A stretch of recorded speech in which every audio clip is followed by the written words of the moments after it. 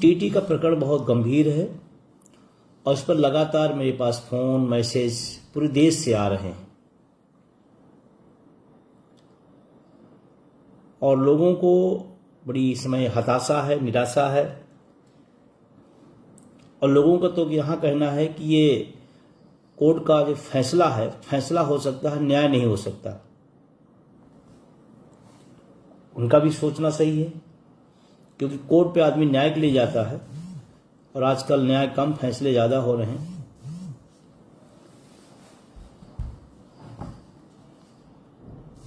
तो अपनी बात मैं इस विषय को रखना चाहता हूं और आगे कैसे, क्या आगे रास्ता क्या हो सकता है।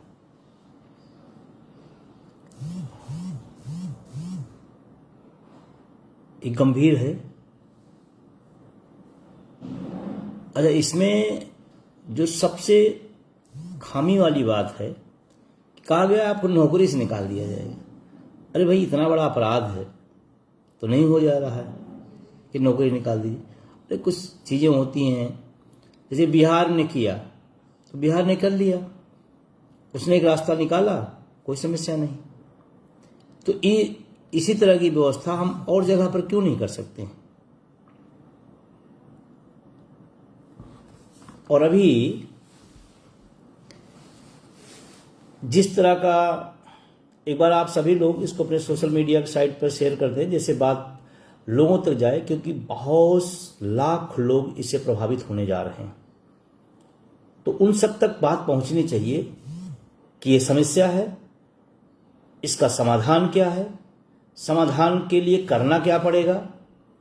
तो जब लोगों तक पहुंचेगी तभी बात आगे बढ़ सकती है। तो मैं इस बात को शुरू करता हूं। कोर्ट का जो डिसीजन इसके पहले भी था, ये जो खारिज हुआ उसकी एक अलग बात है। कोर्ट प्रकरण क्या था और प्रकरण क्या लाया गया, फिर उस पर क्या निर्णय दे दिया गया, ये तमाम लोग आप सब अध्ययन किए होंगे। जब इसकी शुरुआत हुई थी कोर्ट में तो विषय कुछ और था, विषय कुछ और बना दिया गया, फिर आ कुछ और गया। और तमाम लोग सोशल मीडिया पर लिख रहे हैं कि कोर्ट का ये डिसीजन न्यायसंगत नहीं है। बिल्कुल, हम भी उसके सहमत हैं, लेकिन यहां पर सिर्फ कोर्ट अकेले नहीं है। मैं फिर आप सबका ध्यान पुनः उस मेन बिंदु तरफ ले जाना चाहता हूं। इसमें सरकार ने छल किया है। कोई आदेश, कोई संशोधन कर दिया जाए, बताया न जाए, उसको बाहर न आने दिया जाए, ये सरकार ने षड्यंत्र किया लाखों शिक्षकों के साथ। 2017 क्या था प्रकरण, क्यों उसको छिपाया गया, क्यों उसको बाहर नहीं लाया गया। आज कोर्ट तो गलती मान सकता हूं, कोर्ट क्या कर रहा है क्या नहीं कर रहा उस पर वो टिप्पणी नहीं हो सकती है, लेकिन ये प्रकरण उठा कहां से और यहां आकर क्यों फंसा, इसमें सरकार पूरी तरह से दोषी है। और मैं पहले भी आपसे कहा था और अब भी कह रहा हूं कि भाषा, शब्द किसी और के हैं, स्पीकर कोई और है। और इसके अगले क्रम में मैंने कहा था कि हमारा काम, कोर्ट तो रहे ठीक है, जो लोग गए, जो लोग लड़े, जो लोग कहे, मैं उस पर कोई बात नहीं कहना चाहता, लेकिन मेरा अपना ये व्यक्तिगत, ये मेरा कोई फैसला नहीं सुनिएगा, मेरे व्यक्तिगत विचार है। लोकतांत्रिक देश में हमें सरकारों से लड़ना आसान होता है, वर्तमान प्रदेश भले उसमें ना हो। हम क्योंकि सरकार बनाते हैं, हम उसके वोटर होते हैं, उनको कहीं न कहीं उस बात का थोड़ा रहता है डर। तो हम कोर्ट से ज्यादा सरकार पर मजबूती से लड़ें और सरकार से कहें, सरकार वहां रखे, सरकार वहां कुछ करे, वो ज्यादा समाधान का रास्ता है।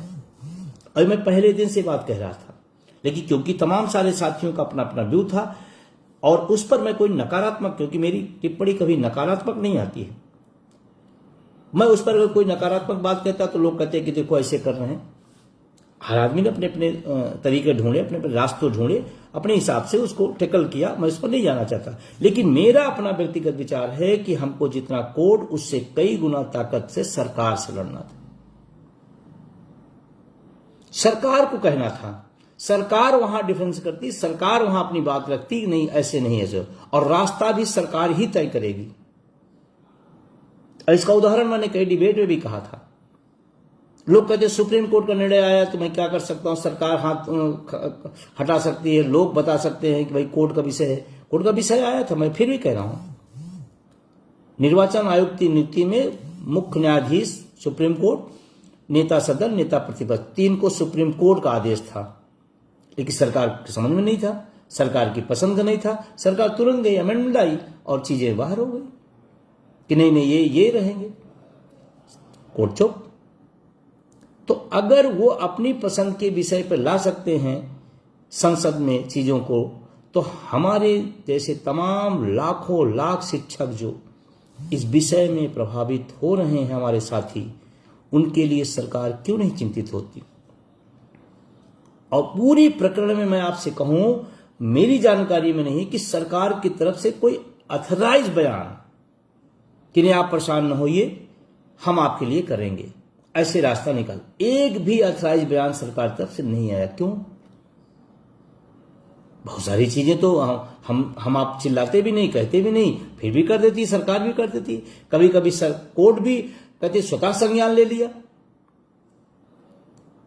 तो सरकार इस पर क्यों नहीं चल रही? हम कोर्ट तो दौड़ रहे हैं, लेकिन जिस विषय तरफ हमको आपको दिमाग लगाना चाहिए था, जिस पर ताकत लगानी चाहिए थी, जिस पर सलूशन के तरीके निकल सकते थे, उस पर कम लगाया गया। अरे सड़क का संघर्ष है, संघर्ष से हम थोड़ा भागना भी चाहते हैं, बचना भी चाहते हैं। और जो दौर है, ये दिमाग से हटा दीजिए कि आपको बिना संघर्ष के कुछ मिलेगा। अब तो जो मिला है उसके लिए संघर्ष करके बचाने की बात आ रही है। और मैं 2-3 सवाल मेरे दिमाग में बार बार था, मैंने आज पोस्ट भी लिखा था, उसमें भी आपने देखा होगा। कोलिजियम सिस्टम से हमारे यहां न्यायपालिका में लोग जाते हैं, कौन सी परीक्षा है? अब आप कहोगे भाई तो वो हो जाएगा। मैं कह रहा हूं भाई सिस्टम तो बना लो, सिस्टम की चर्चा मैं कर रहा हूं। वहीं चौखट पर लोग बार बार या डेट लेकर लौट आते हैं, डेट पे डेट, वो देश पर असर नहीं डालता, उस देशवासी पर असर नहीं डालता। फैसले बाद से आए, न्याय बाद में हो, ये भी एक अन्याय है, तो उसका असर नहीं पड़ता क्या? जैसे टिप्पणी कही कि नहीं योग टीचर नहीं होगा तो देश के बच्चों पर असर पड़ेगा। अरे भाई 20 साल पहले जब आपका जो नियम कानून था, हम उस पर आए, हम अयोग्य हो गए। और अयोग्य आदमी जनगणना कैसे कर रहा है? अयोग्य आदमी चुनाव कैसे करा रहा है? मतगणना कैसे कर रहा है? SIR कैसे कर दिया अयोग्य आदमी? और ये आयोग अगर हो गया तो उसके पढ़ाए हुए जो पदों पर बैठे लोग हैं वो क्या हुए? जिन मत गणना कराकर जिनको विधायक और सांसद बना दिया ये वर्ग, और क्योंकि आयोग है तो भी आयोग हो गए। है सवाल, उठेगा सवाल। तो ये जो परिभाषा गढ़ी जा रही है, जो परिभाषा बताई जा रही है, वो अन्यायपूर्ण है, वो नियम संगत नहीं है। कोई भी खेल होता है, कोई भी व्यवस्था होती है, जो नियम उस दौर में होता है उसी नियम को फॉलो करके लोग बढ़ते हैं। है थोड़ा सा उदाहरण के तौर पर हंसी मजाक हो सकती है। एक विषय ऐसा है, एक साथी मुझे मिले, उन्होंने बताया, मैं उनकी बात कर रहा हूं, अपनी नहीं कहा, थोड़ा सा इतर है, इसको आप सिर्फ उदाहरण के रूप में समझिएगा, इसमें थोड़ा सा हल्कापन भी रहेगा शब्दों का, तो उसको आप न लीजिए। उसमें बहुत सटीक बात एक साथी ने हमारे हैं, कमलेश वर्मा कलमेश जी हैं, तो उन्होंने कहा कि सर हम लोग माँ बाप की शादियां बचपन में हो गई, 18-21 का जो नियम आया वो तो बाद में आया, उसके पहले हो गई, तो जो शादियां नाबालिग हो गई वो सब अवैध हो गई, उनकी संतानें अवैध हो गई। क्या सरकार या कोर्ट इस पर भी कोई बात करेगा? ये उनके शब्द हैं। और मुझे लगा कि नहीं, एक बहुत बड़ा तर्क दिया जा रहा है कि जो व्यवस्था जिस समय थी उस व्यवस्था में चीजें हुई, और आज आप क्या कर रहे हैं। और ये न केवल उत्तर प्रदेश, पूरे देश का शिक्षक प्रभावित है। और उस शिक्षक से जिससे सारे काम आप कराते हो, इस समय जो टेम्परेचर है 45 का, उस दौर में एक शिक्षक दरवाजे पर खड़ा होकर खट खट कर रहा है। उधर से निकलने वाले की भाषा कभी अच्छी होती है, कभी बुरी होती है। कौन आए, क्यों डिस्टर्ब किए, वो सब झेल रहा है। टीटी की मार झेल रहा है, 45 टेम्परेचर की मार झेल रहा है।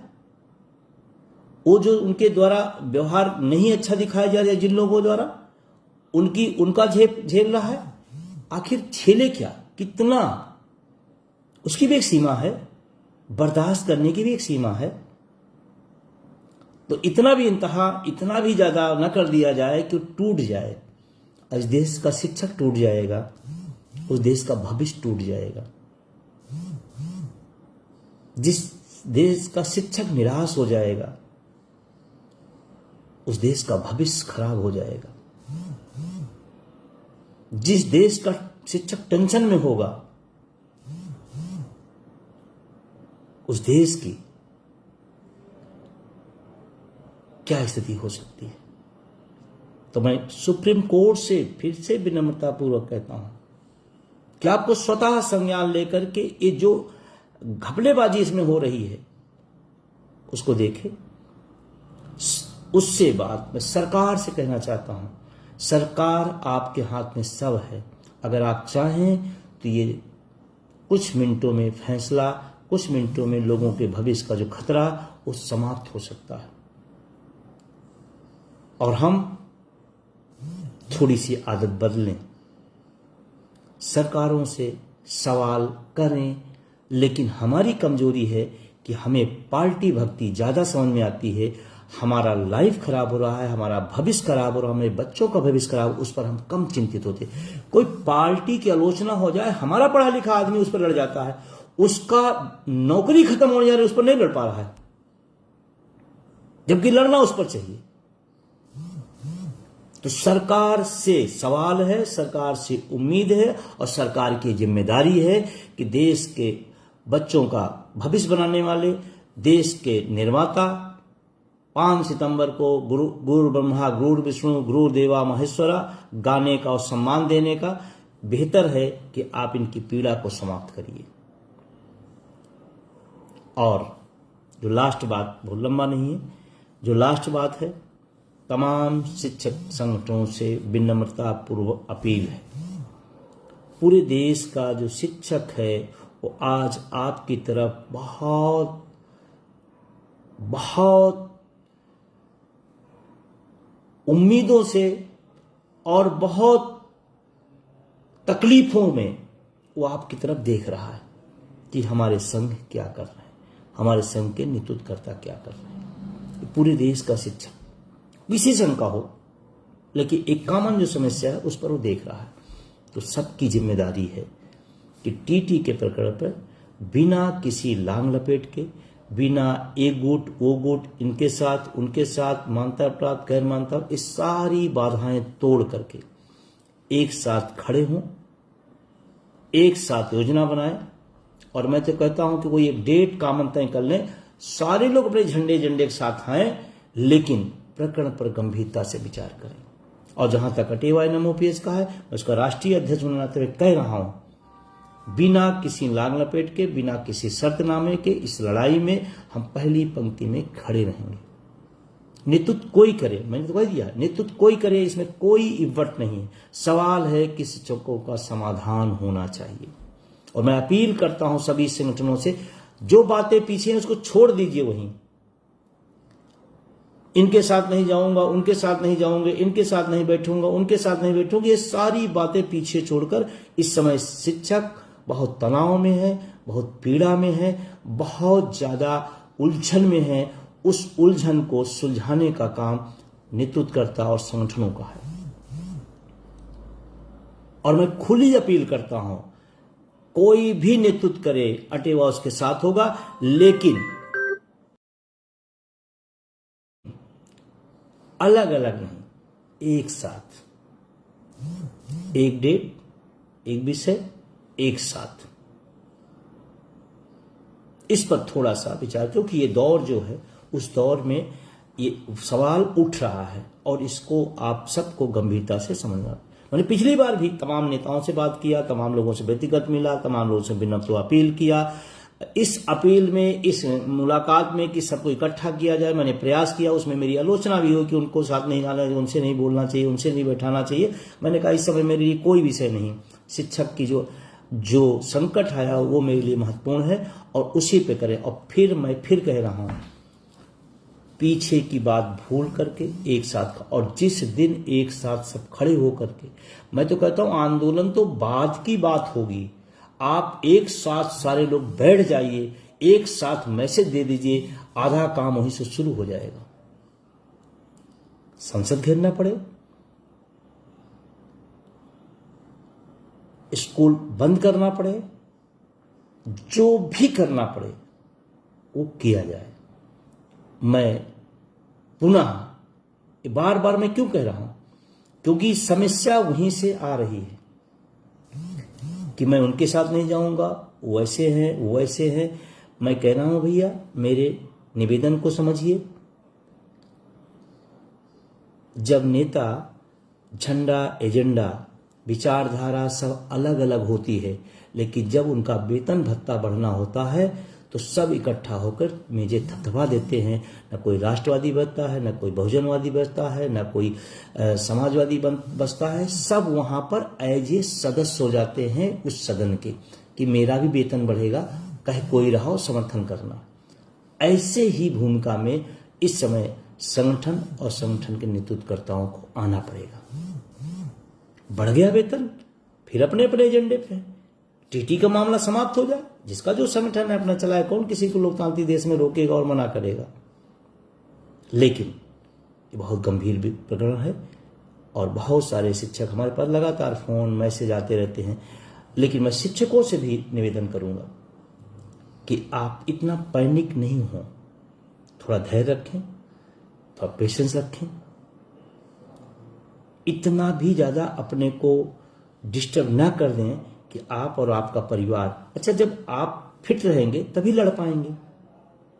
फिट हो तो हिट हो, आप फिट नहीं रहोगे तो कैसे लड़ पाओगे। तो थोड़ा पैनिक ना हो, समाधान ढूंढे, रास्ता ढूंढे, और जब आह्वान हो तो एक एक व्यक्ति अपने घरों से निकले। और जो लोग इस दायरे में नहीं भी हैं, मैं उनसे भी कह रहा हूं कि आज इनकी बारी है, बारी बारी से सबकी बारी आएगी, चाहे इस विभाग का हो, चाहे इस विभाग का हो, चाहे बेसिक का हो, चाहे माध्यमिक का हो, चाहे डिग्री का हो। एक साथ आह्वान पे सब खड़े हों, नहीं तो आज यहां तो कल वहां, परसों वहां, सबकी बारी आएगी। और हमारी ये कमजोरी रहती है कि मुझसे क्या लेना देना है, मुझसे क्या मतलब है। नहीं, ये गलती नहीं करिएगा, इस दौर में तो नहीं करिएगा, नहीं तो सबकी बारी बारी से सबकी बारी आएगी। तो ज्यादा नहीं, मैं पुनः पूरे देश के शिक्षक संगठनों से अपील करता हूं कि एक साथ आएं और एक मुद्दे पर एक डेट से संघर्ष को बिगुल बजाया जाए। और जब सारे लोग एक साथ आ जाएंगे, मेरा विश्वास है सरकार सुनेगी। सरकार जो हम सब चाहते हैं संशोधन, उस संशोधन होगा और सबको राहत मिलेगी। ध्यान रखना, एक बात लास्ट कहते हुए, 20-22 लाख की संख्या है, यूं ही आसान नहीं है किसी को नौकरी से निकाल के बाहर कर देना। इतना भी मत डरिए, लड़िए लेकिन डरिए नहीं, पैनिक नहीं होइए, संघर्षी बनिए। पुनः आप सबको शुक्रिया, आप सबका धन्यवाद। इस वीडियो को आप अधिक से अधिक हर ग्रुप पर, हर लोगों तक पहुंचाइए, जैसे ये अपील पहुंचे और हम सब एक तैयारी के साथ, एक बड़ी तैयारी के साथ इस लड़ाई को आगे बढ़ाएं। हम पहली पंक्ति में खड़े होंगे, एक साथ खड़े हुए। टीटी प्रकरण गंभीर है और इसका समाधान आज शिक्षक संगठनों, शिक्षक नेताओं के हाथ में या तो सरकार के हाथ में। सरकार या तो कर दे, उसका स्वागत है, नहीं करती तो शिक्षक संगठन नेतृत्व करता है, इसके संघर्ष के बिगुल बनाए और सब एक साथ होकर जिस दिन खड़े हो जाएंगे समस्या का समाधान निकलेगा। बहुत बहुत शुक्रिया, बहुत बहुत धन्यवाद। जो साथी जुड़े हुए हैं उनसे पुनः अपील करते हुए कि सारे ग्रुपों तक इसको पहुंचाएं, इसे अपील पहुंचाएं और निश्चित रूप से अटेवा नमोपियस इस लड़ाई को मजबूती से लड़ेगा, मजबूती के साथ खड़ा होगा। घोषणा करने का एनएमओपीएस एक बड़ा बैनर है, पूरे देश का बैनर है, पूरे देश से लोग जुड़े हैं। हम भी कोई डेट घोषित करके और आगे बढ़ सकते हैं, लेकिन मैं इस पर थोड़ा सा चाहता हूं कि हम फिर से सबसे बात करेंगे, हम सारे संगठनों से फिर से मुलाकात करेंगे, उनसे बात करेंगे। हम चाहते हैं कि सामूहिक फैसला हो, हम कर देंगे तो पूरे देश के लोग आने को तैयार हैं, आएंगे, लड़ेंगे। लेकिन मैं चाहता हूं इसमें सामूहिकता का अभाव हो, सारे लोगों का योगदान हो, वो ज्यादा बेहतर है। शायद हमारी बात से, हमारी भावना से आप सब सहमत होंगे। बहुत बहुत शुक्रिया। आज हमारे एक साथी प्रदेश के हमारे मंत्री हैं विजय प्रताप बुरहानपुरी, उनके पिताजी का देवसान हो गया। मैं अटेवा परिवार की तरफ से, आप सबकी तरफ से पुण्यात्मा की शांति की प्रार्थना करता हूं और परिवार को संबल मिले। इसी भावना के साथ इस लड़ाई में हम लोग मजबूती से आगे बढ़े और जीतेंगे। धन्यवाद।